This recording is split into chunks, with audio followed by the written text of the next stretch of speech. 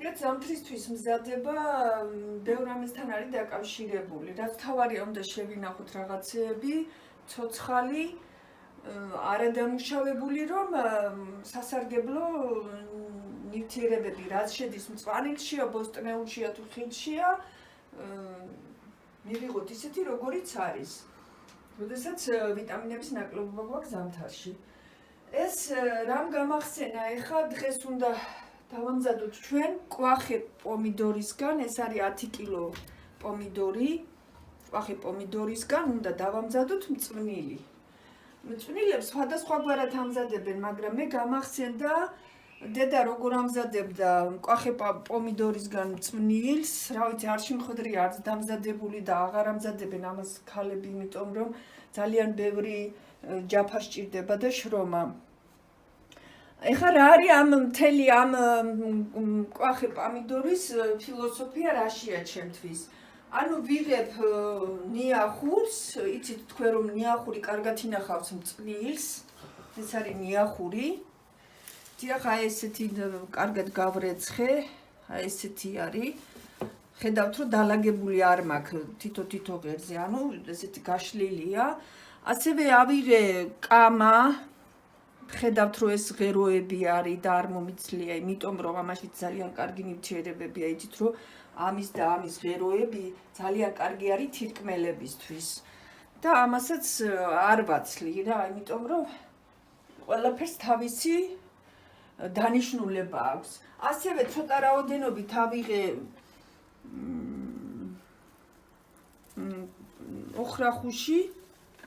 ოხრახუშია ცოტა რაოდენობით.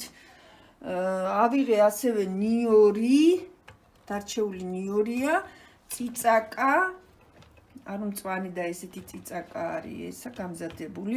ზუსტად არ ვიცი თვალის ზომით ავიღე, საკმარისი იქნება თუ არა, მაგრამ შემდეგ ვნახავთ და რაც მთავარია, მე მაქვს აი ეს რის გამოც ეს მწვანე პომიდორის მწვნილის დამზადება დავიწყე, რაც მთავარი, მე მაქვს ერთი ასხმა, ერთი გორგალი ზაფრანას გორგალი მაქვს, აი ეს გამომიგზავნეს ბათუმიდან, თუმცა რასაც ველოდი ის არ აღმოჩნდა, იმიტომ რომ სურნელება აკლია, როგორც ჩანს, უფრო დეკორატიული ზაფრანა არის, თუმცა, ну, ის კი გააყვითლა წვენი და შესაბამისად წყალი კი გააყვითლა, შესაბამისად რაღაც ღირსებები აქვს, მაგრამ აჭარაში ერთ-ერთი რეგიონია საქართველოსი, ხულოს რაიონში დიოკლიშეს მთიანი რეგიონი არის, სადაც აი ეს ზაფრანისგან, როდესაც დედა ამზადებდა მწვნილს, ისეთი სურნელოვანი იყო, რომ 1 კილომეტრზე იგრძნობოდა ამის სურნელი და ასე რომ დააყნოსავდი 60-ში გეგონებოდა თავი. ამიტომ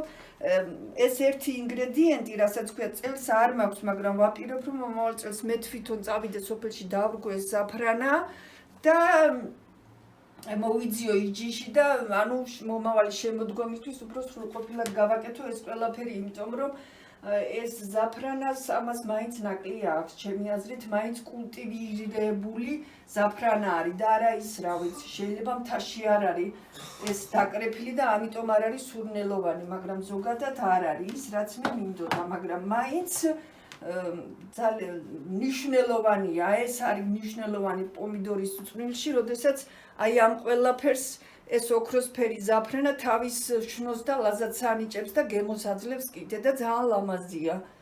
ეხლა როგორ ვაკეთებთ ამ ყველაფერს?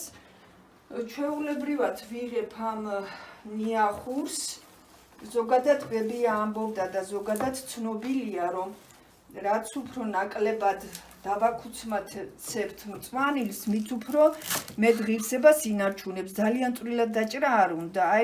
აი ამ ზომას ვიღებ მე იმისთვის, რომ პომიდორში კარგად გაიტენოს ეს ყველაფერი და პომიდორში, როდესაც დამზადებას დავიწყებ მწვნილისა, ეს ზომა გამომადგება მე ვიცი და ეს ჩემთვის არის ცნობილი. ჩვეულებრივად აი ესე ვჭრი ამ ნახეთ, უფრო დიდი ფოთლებია და არ არის ისე დაწვრილებული, როგორც ჩვეულებრივად კერძისთვის გვჭირდება. ესეთი უნდა იყოს რა. როდესაც ზამთარში მწვნილის ჭამას დავიწყებთ, ეს ჩვენთვის ცალკე მწვანილივით იქნება, ჩვეულებრივად ამას შუაში ვჭრი, მე ამას ვაკუცმაცებ ესე შუაში არ უნდა ძალიან წვრილად დაჭრა. დიახ, ასევე ვაკეთებ დანარჩენსაც. მაგალითად, ასევე ვიღებ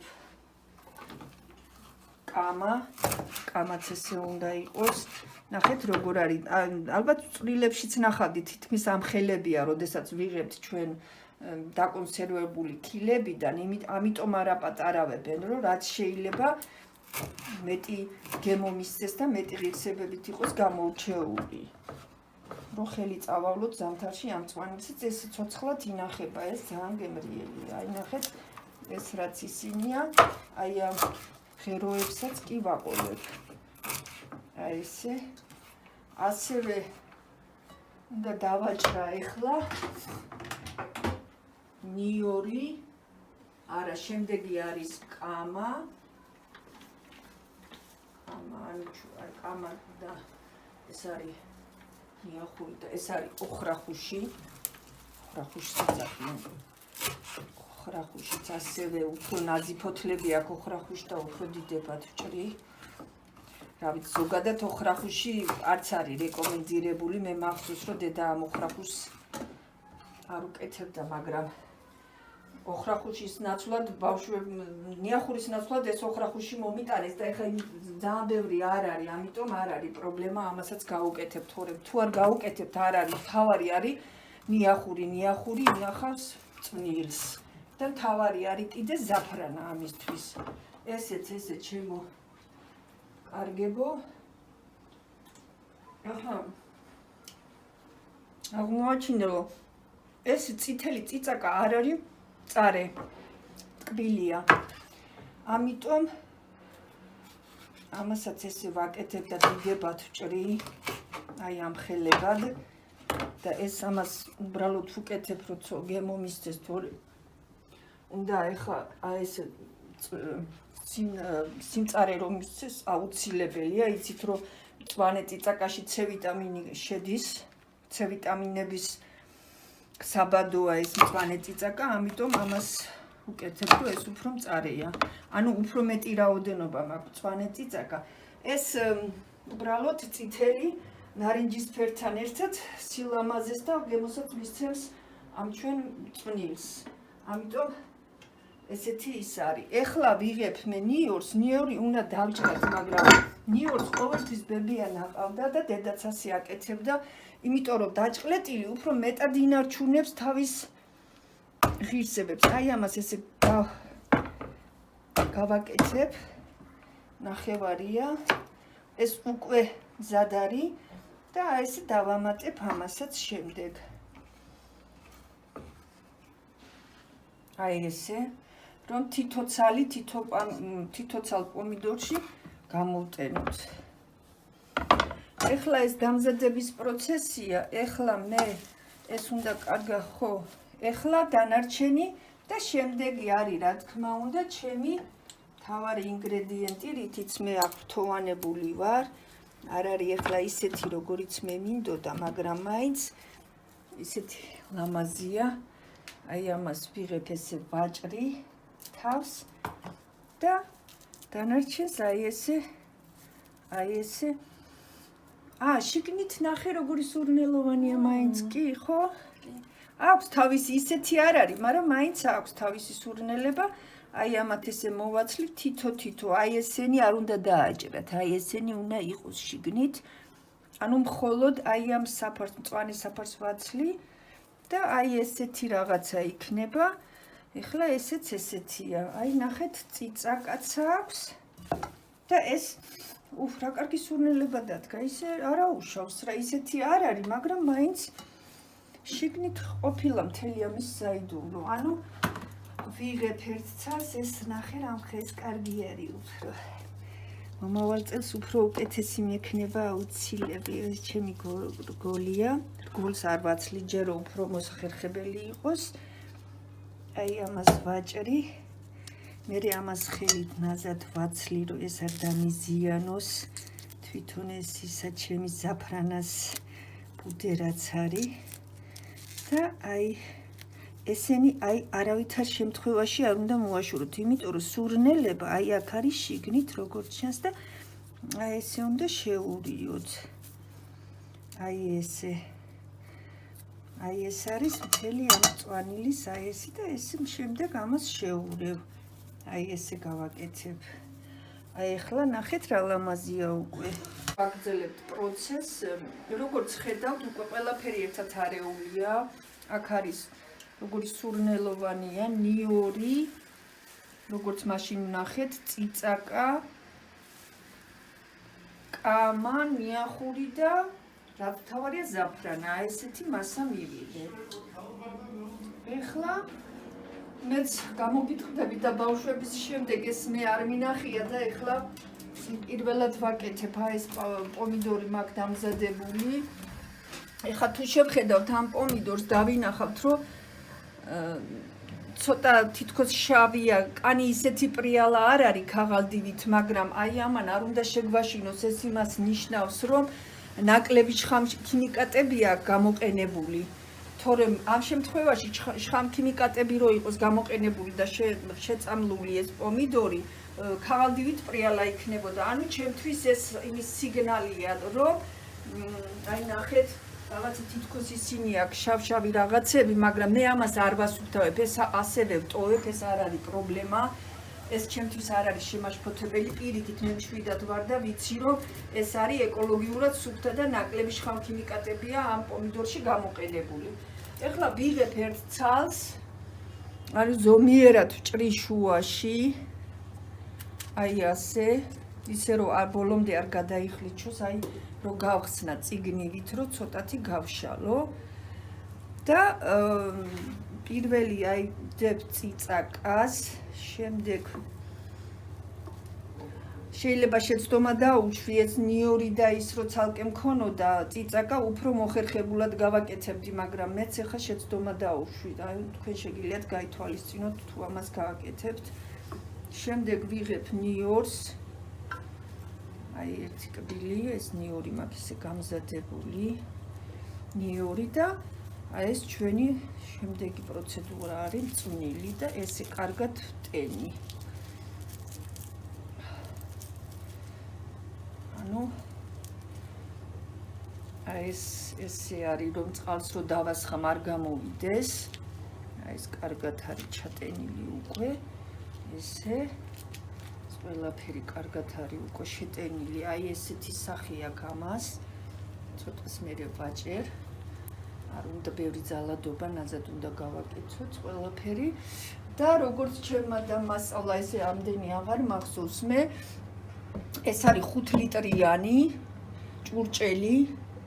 ამ შემთხვევაში ხედავთ რომ პლასმასის ჭურჭელი მაქვს, იმიტომ რომ მე არ ვარ კაპიტალური დიასახლისი, ჟურნალისტი ვარ, ჩვეულებრივად ჟურნალისტი ვარ და მე ვარ საქმიანი ქალი, რომელმაც ოფისებში გაატარა მთელი თავის ცხოვრება და ამიტომ არ მომწონს მე ხა ეს პლასმასის ჭურჭელში რო ვინახავ, სხვა დროს მომავალი წლისთვის თიხის ჭურჭელს ვიყიდი, აი თიხის ჭურჭელი რო იყიდება დიდი და აი თიხის ქვევრივით რაღაც არის და იმაში უნდა შევინახო, ეს კარგი, მაშინ კარგი იქნებოდა უფრო, მაგრამ არაუშავს, სხვა გზა არ მაქვს და ჩვეულებრივად ეხლა აი ამას ასე, აი ასე ვალაგებ.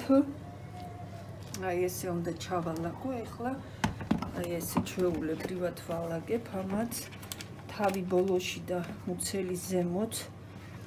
აი ესე ჩავალაგებ ეხლა ამას ნელა-ნელა ეს აბა პატარა ვცადოთ ეხლა ჩვენ რა გამოგვივა პატარა უფრო რთული უნდა იყოს ჩემი აზრით. აი ეს გადამეთხდა ნახევარზე უკვე. ამიტომ ძალიან ნელა უნდა და ნაზად უნდა გაკეთება. ეს სიჩქარე და ესეთები ამას არ გამოადგება. ეხლა ეს ჩემი ზაფრანაც კარგად ჩავტენო, ჩემთვის თავარი არის გულში იყოს ბევრი ზაფრანა, რომელიც შემდეგ აძლევს მას ფანტასტიურ გემოს.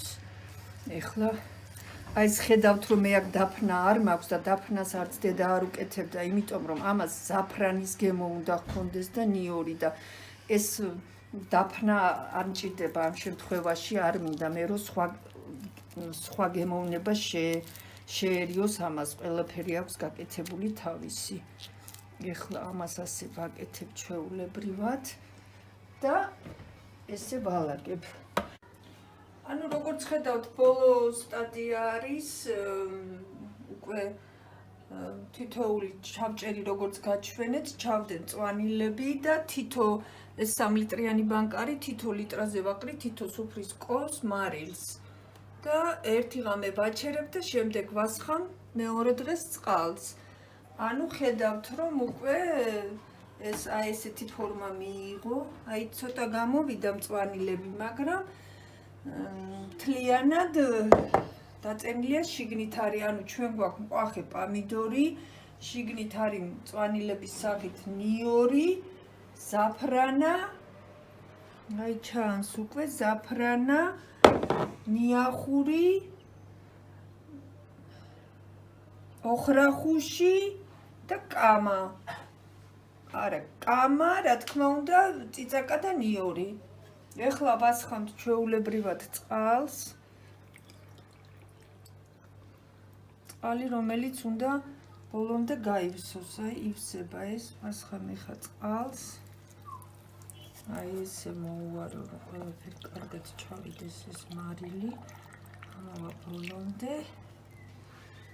და ეს 1 კილოიანი გავაკეთე იმისთვის, რომ ეს არის ოდნავ ზემოდან სულ ოდნავ ვაკრი ყველაფერს ცოტას მარილს, რომ ცუდი ის არ გამოვიდეს. ესე ჩემი დაკვირვებით ვაკეთებ, რომ ცოტა მარილი ჰქონდეს ზემოდან, რომ ცუდი თავი არ გაიკეთოს. შემდეგ რა თქმა უნდა ვკრიშკავთ. თავსახურს ვაფარებთ რეზინის თავსახურებს ჩვეულებრივად და ვინახავთ სარდაფში გამზადებულია უკვე შესანახად. ზამთარში ლობიოსთან არის ძალიან გემრიელი, კარტოფილთან არის გემრიელი, შესაძლებელია, რადგანაც წვანილები აქვს ამის დაჭრა და მაიონეზის გაკეთება, ან რაღაც სალათებთანაც შეგიძლიათ შეურიოთ კიტრის მწვნილის ნაცვლად. მოკლედ ყველა სალათას შეგიძლიათ ასევე როგორც მწვნილი გამოიყენოთ და მარაგი გექნებათ. აი ეს არის და სასურველია რომ მოგწეროთ თქვენი შთაბეჭდილებები. ეს არის პამიდრის მწვნილი, ყახე პამიდრის მწვნილი ზაფრანით, მე ასე ვეძახი და მოგწეროთ თქვენი შთაბეჭდილებები, გამოცდილებები, როგორ აკეთებთ, რას აკეთებთ, თუ გაკეთებიათ ესეთი აი ამ ფორმით მწვნილი პომიდორის და რა შედეგებს მიიღებთ თქვენი შთაბეჭდილები ძალიან მნიშვნელოვანი იქნება ჩემთვის.